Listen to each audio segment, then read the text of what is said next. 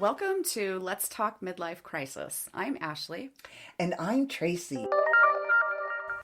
And today we have Dr. Sophocles, a gynecologist and author of The Bedroom Gap. Welcome. Thank you. Thank you for having me. Yeah, thanks for being on the show. We're really excited.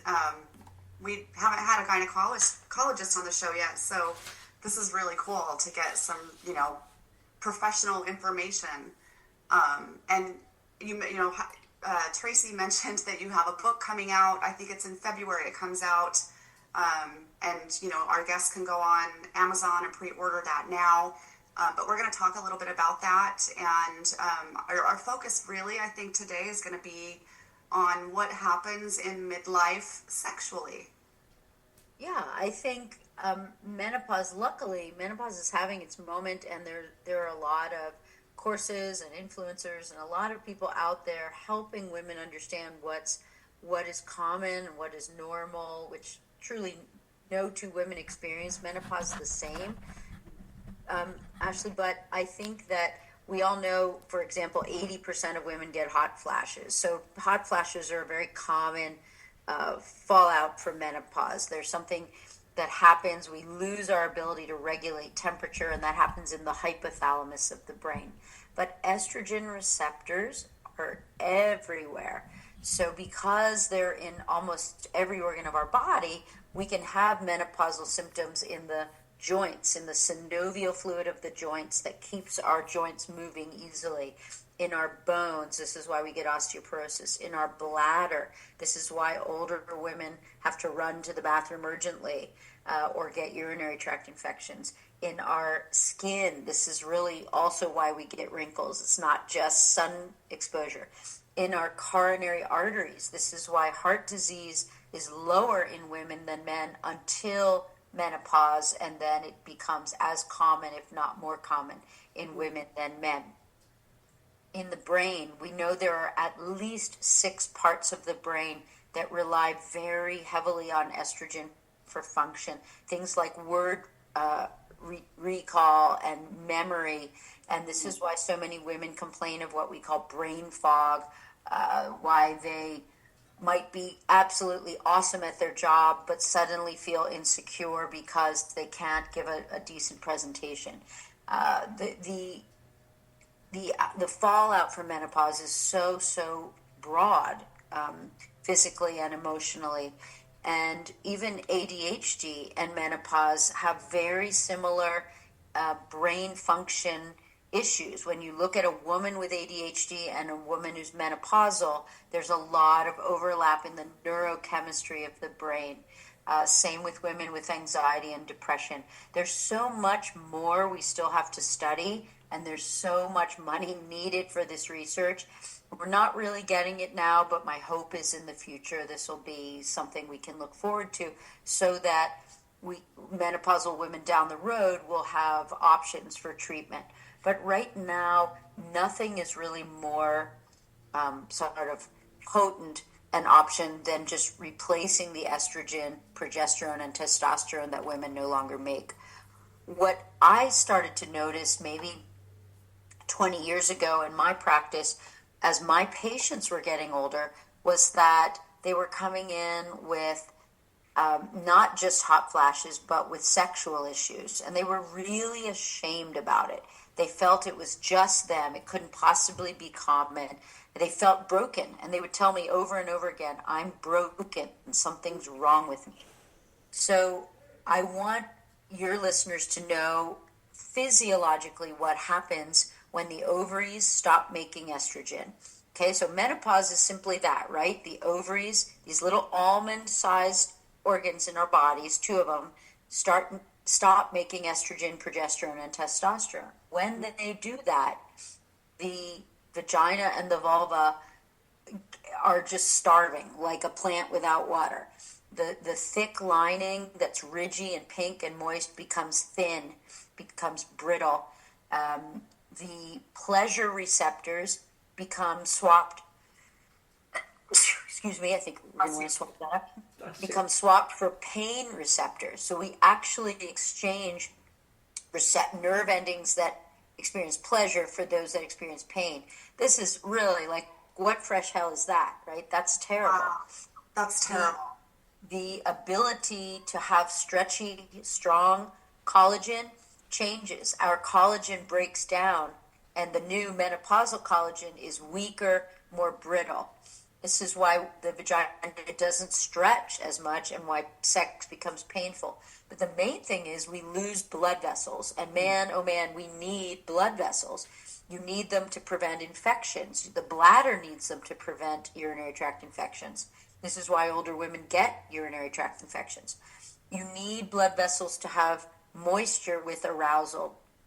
You can be as aroused as you want sexually in your brain. And if there are not enough blood vessels in the vagina, you're not going to feel wet or be able to get wet. And that is shameful to so many women because they think their partner assumes they're not interested. And then the partner's upset because they think they're not turning that person on. And then the woman feels even worse, and then the partner feels worse, and then the woman feels worse. So it's really these changes that, and by the way, that's not rare. That happens to probably 70 to 80% of all women eventually. Wow. So it doesn't usually start till about 5 years after menopause. But if you, let's say, have breast cancer and you're treated with an anti-estrogen medication and you're 45 or 41, you are going to have those destructive things happen early. If you go through menopause early because of an immune deficiency or because you had radiation therapy and it destroyed the ovaries, even if you're 20 or 30, your vagina is going to be like that. So it's really important to understand when estrogen stops supporting the health of the vagina, what happens, because it's pretty bad. The medical term for that is GSM, genitourinary syndrome of menopause. I don't really like the term because syndrome sounds like some horrible disease and we're going to get splotches on our face. You know, I always thought, and because I was actually aware when they named it that, it was a lot of my peers who all got together and named it, and they decided on that, syndrome. And I thought, I wonder if instead of erectile dysfunction, we just called it floppy penis syndrome, if men would like that so much. And I don't think they would. But anyway, that's my own issue with the name. So GSM is what happens when we lose estrogen. And GSM is a big culprit for what happens to the sexual dysfunction of women and of couples in midlife. Because when a woman can't have comfortable sex, guess what? She doesn't want to have sex, so her desire goes down.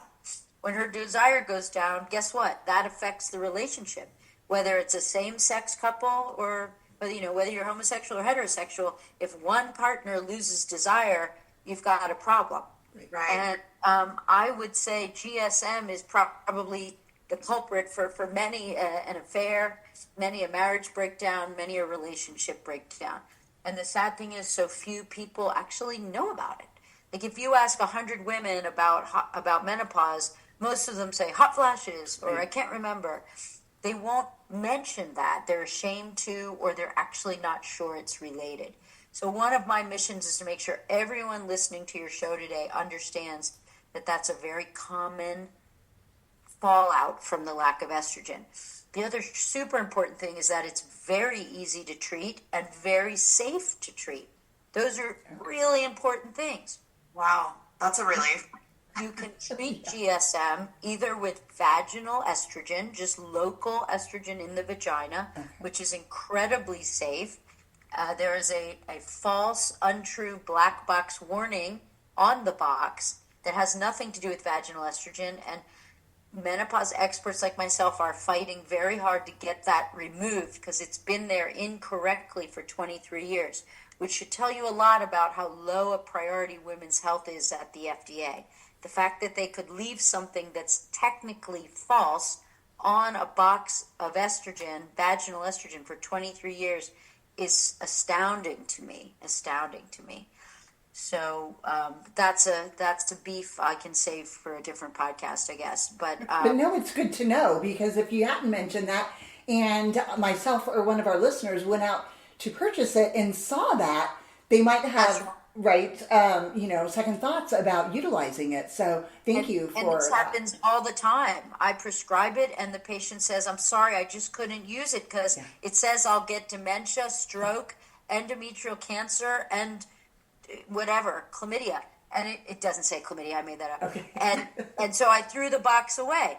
And then I have to say, okay, I'm so sorry, but here's the deal. We've pooled a lot of studies. We have a total of 1 million women in all those studies. So that's huge. Yeah. When you look at all those studies, including women who actively have breast cancer, the risk of getting breast cancer, dementia, stroke, endometrial cancer from vaginal estrogen, 0%. Zero is a really low number. So there's very little in medicine where we can say 0%.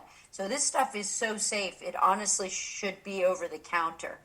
You can take it. Anyone can take it. Even women with cancer can take it, which is hard to believe. And you can take it forever.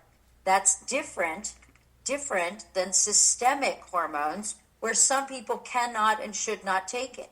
People with an estrogen sensitive cancer, like breast cancer, should not take it. So it's very, very different. And somehow the media and the public have just made vaginal estrogen and systemic estrogen the same thing. And they're not at all. It's like hydrocortisone for a little diaper rash and saying that's the same as megadoses of steroids that give athletes big muscles. They're both steroids, but they're vastly different in safety. Okay. So same thing. So Okay. very And you need- everyone knows And you need a prescription to get it?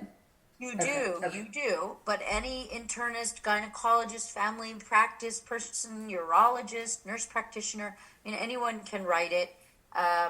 You use it twice a week. It comes as a cream or a little suppository or a ring.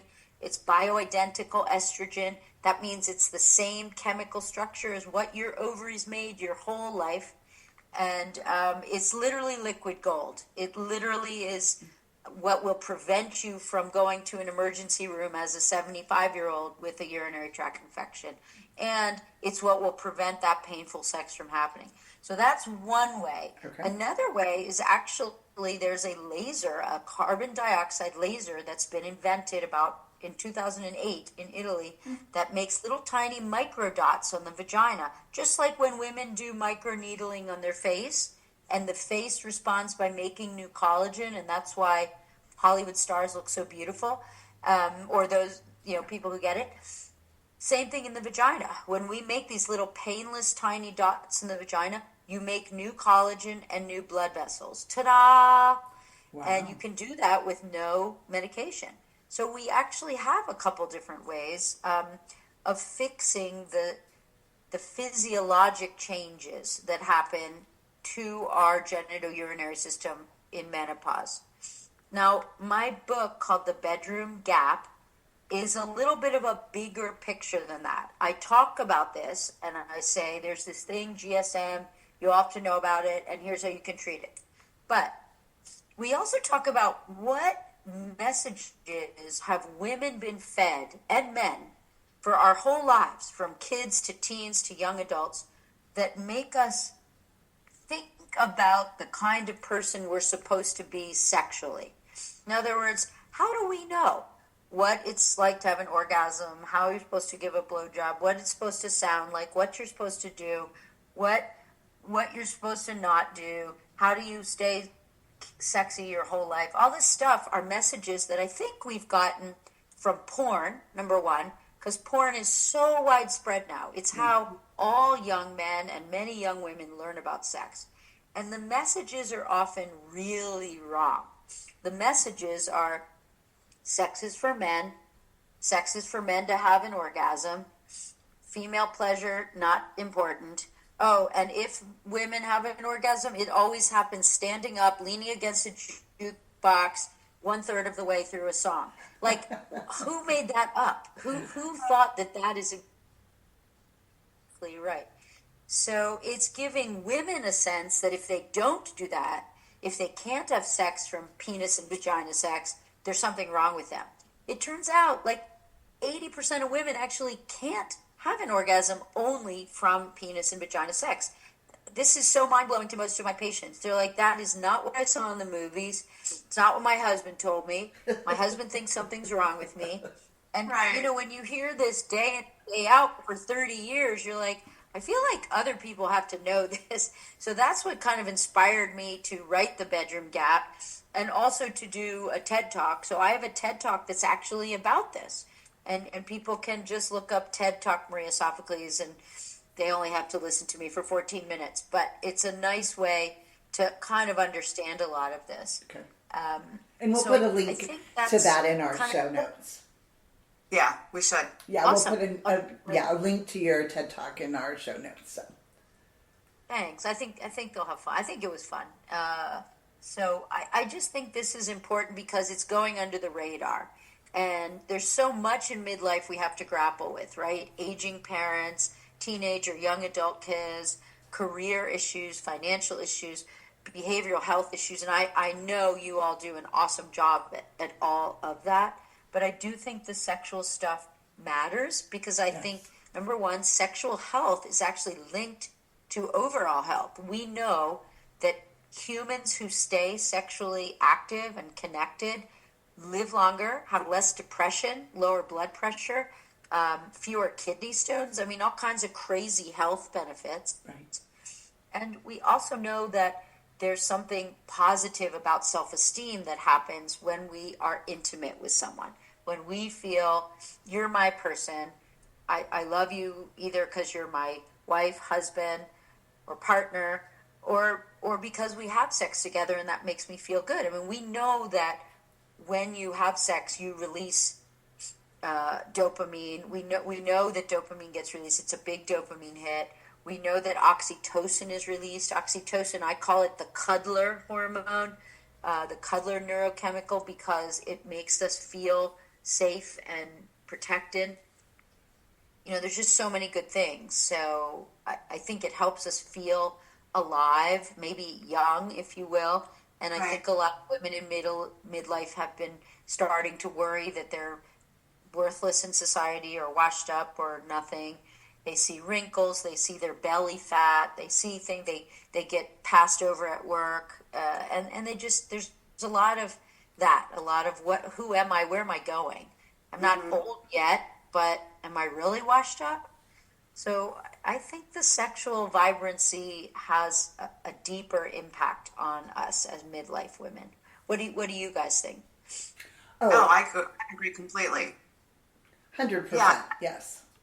I think it's, beneficial for us as individuals, but, like you said before, it's also really important for your relationship when you're in a relationship and, feeling close and, making each other happy and feel good and that type of thing. And a lot of what the book talks about is what happens to intimacy, not just sex in midlife, how couples can drift apart. They kind of put their head down and worked and raised kids, and then the kids are gone. And so we see a lot of infidelity happen in the late 50s, early 60s. And remember, this is just when GSM is really getting bad. So that's kind of a problem, right? So you wonder if the GSM, if someone's saying it hurts, I can't have sex, and you say that to a partner and to talk about sex, I think that's a nice one. Like if you're having discord and you're both sleeping on the opposite sides of the bed and you have a great marriage, but just like, I don't want to have sex. Right. Yeah, I think talking to professional, your doctor or your therapist, but also talking to your partner and not, just. Yeah, the problem is talking to your doctor. Most doctors aren't trained in this. They don't want to talk about this. That's the big problem. And I think I should say that's okay. You can't keep looking for a doctor that does know about this. Absolutely. Yeah. We've brought that up on our show that, sometimes you've just got to shop around and find someone that will listen to you. You do. So many doctors do not have menopause training.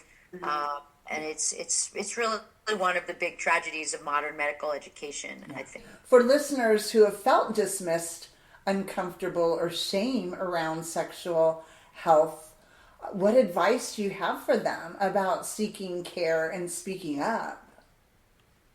Well, I think you have to seek care from from a clinician that feels comfortable talking about menopause and about the sexual fallout of menopause.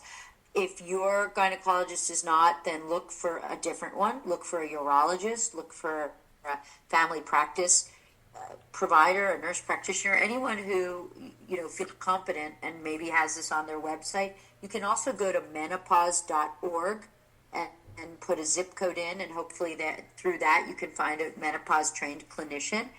I think the other really critical thing is talking to your partner. This can be much harder than talking to a girlfriend or your hairdresser, right, or even your clinician. I have patients who've been married for 36 years and they have gone through, tax issues and bankruptcy and divorce and re-getting back together and kids failing out of school and anything you can consider, and they've never talked about sex. And now that sex is not like it used to be, maybe there's erectile dysfunction or maybe there's GSM. They simply don't talk about it. This is getting back to that message of we're sort of conditioned to just know how to do sex, which is just ridiculous. I mean, if Tracy and I were cooking a meal together and I didn't really know how to make her special recipe, I would say, Tracy, I'm not sure. How do you like this? Should I make it spicy? Should I chop the pepper small or big? And I wouldn't have shame about it. But if we're lovers, it's like, oh God, I just have to know what I'm doing. I can't actually ask. Now, to be honest, my homosexual couples are much better at this. They are much more comfortable saying, what do you like? What don't you like? What works for you? What kind of lube do you use? I mean, these are just things I think they're just more comfortable with. I can't explain it. They're just a much better educated and more open community than my heterosexual couples who are like thinking, well, in the movies, it just cuts to the scene where they're naked in the bed, and then the next scene, they're having a cigarette going, that was amazing. And it's like, that doesn't help any of us feel that we can say, I'm not sure, what do you like?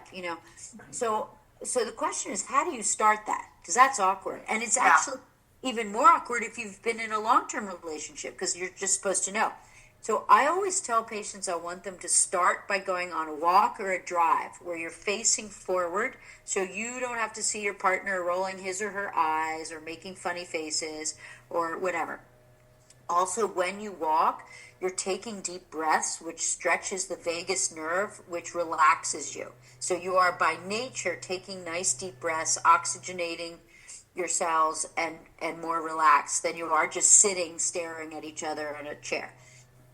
And I think some of the nice ways to begin a conversation, just like anything, is to start with a compliment. I loved it last week when we were making love, or when we went out to dinner and then got to cuddle, or when we were in Aruba on vacation. I loved how we didn't just have sex, we just cuddled. Or I loved how, you really took the time to make sure I was happy first. Or I loved how you gave me a back rub. That was, we don't do that a lot. And I just want you to know, I actually really loved it. And it was really a turn on. And I'd love to do that again.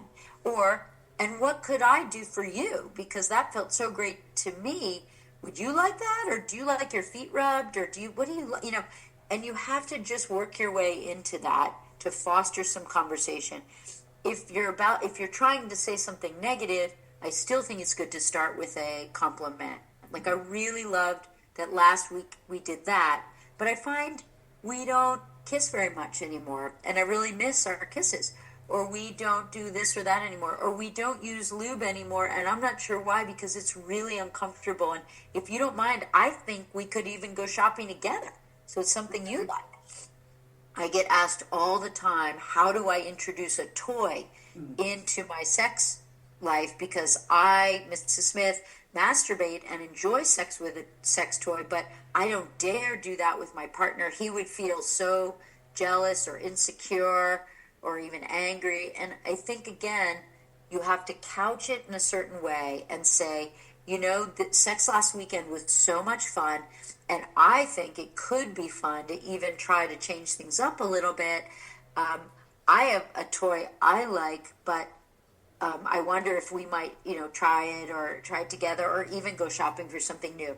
You have to feel out the situation. But Right. I think we have to keep things fresh. The sex part of our brain loves novelty. Some people love it so much that they're a serial monogamous, and they never marry or partner. Some love it so much that they have multiple partners at once, or are unfaithful. But even those of us who are committed to our relationship do enjoy novelty. There's nothing wrong with you, the midlife woman, being the one to introduce that novelty. And in fact, for many men, it's quite a turn on to say, like I know you're going to think it's crazy, but I would love to dress up in this lingerie, or I would love to see you dressed up as that. I think most men actually find it quite a turn on that women are thinking about sex, because men Right. often feel shame that they think about sex all the time. Right. And they don't want their female partners to think they're some pervert or a porn addict. Men have a lot of shame about that. So if you as a midlife woman can initiate sex, or can be the one to bring a little bit of novelty into your sexual routine, you get big points for that. You really do. Yeah. I think too, as you get older, what maybe used to turn you on doesn't anymore. A lot of things, or even get you off, a lot of that changes. And, Yes. if you've been with this person for, I think it's easier if you're with a new person to kind of explore that. But when you've been with this person for so long and things are changing, you've really got to go with that and communicate that, because they don't know. They know what used to work, And some men in particular are very afraid to ask for new things, because they're afraid the female partner will think they're weird or deviant, or are you having an affair and that's why you suddenly want this or that. And usually it's honestly just something they've seen in porn and they're turned on by. The flip side of that coin is that many women are a little freaked out by that. Well, wait, we've just done it this way forever, Harold. Why do you want this now all of a sudden? And I think both parties have to be a little understanding. One way that you can be helped along in this journey is to actually watch erotic video or read erotic stories yourself, alone, or together. There are wonderful apps out there. One of them I like for my patients and for myself is called Quinn, Quinn, and you can pick whether you're turned on by a vampire or a hot teacher or a hot priest or whatever it is. You can just type that in and find a story that's kind of erotic content that is cool for you. And I think women have to let themselves enjoy that a little bit, and then they won't be so weirded out if their male partner has a request that seems kind of odd. The flip side is you shouldn't ever do something that it's painful to you or that you truly don't want to. Internet dating has brought an enormous, wonderful way for people to meet. It's also brought a lot of fear and anxiety to women who had a very sort of sheltered sex life, got married at 18 to their high school sweetheart, had only had sex with that person. Now that person passes away or is divorced, and now they're 56 or 66. They've never had sex with anyone else. And they go on the internet and somebody's like, great, let's have anal sex. And they're like, what? So there's sort of the excitement of the newness, but there's also some anxiety around that too. So I think I see both sides of that coin all the time. Women who are excited that they're divorced and they're happy to be out of a bad marriage, and other women who are divorced or widowed or single and they're internet dating and they're a little frightened by some of the requests or some of the rapidity to sex. We went out to dinner at 7 and by 9 he wanted to have sex, and it's like, wait a minute, So I think everybody has to find their own way and their own site, Match.com and Tinder and Grindr and all these, like, they all have their different vibe. Right. Bumble, some are geared more towards women. Some are geared, J-Date is for Jewish people. There are some for gays, there's some for black, there's all different kinds. So find your people, find your space. And don't do anything you don't want to do. If that person isn't going to ask you out again because you won't do this or that they're not for you anyway. Exactly. Right? Exactly. So, Yeah. looking forward, what innovation or breakthrough are you most excited about in female health, sexual wellness, or menopause care right now? Is there Excellent question. A couple things. One is, this may sound silly, but there is an IUD that's been developed that can be inserted painlessly. It's magnetic and it collapses, and you swipe it into the body and then it reassembles.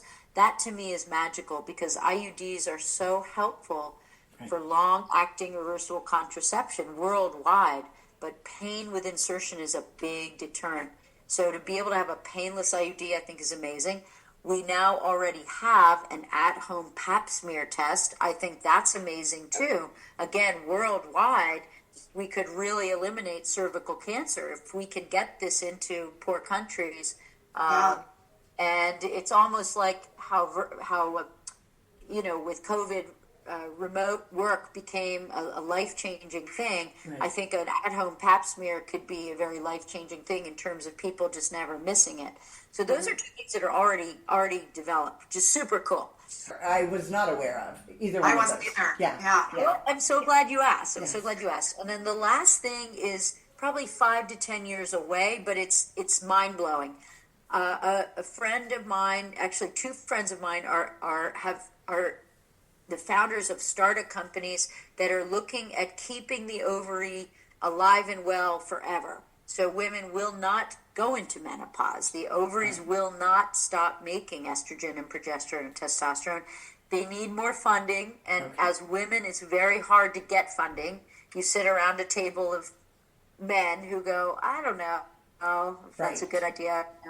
But they are truly on the brink of finding a way to not have the ovary become menopausal. Think about what this will do for us in terms of osteoporosis prevention, Oh my gosh. urinary tract prevention, heart disease, stroke, Alzheimer's. All of that will be crushed down.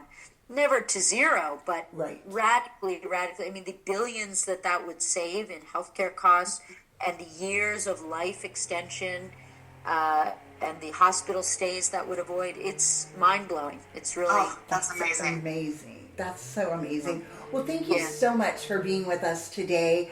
For all of those that would like to pre-order your book, Bedroom Gap, we'll go ahead and put those the links in our show notes. That sounds great. I've so enjoyed talking with you both. Thank you so much for letting me come on. It's an exciting time to be a woman in midlife because it's a stressful time, as you know, right? Yes. But I think I think if we all feel like we're part of a community, it empowers us, and knowledge is power. And so anybody who's listening, I'm happy to answer questions or help you along this journey any way you can.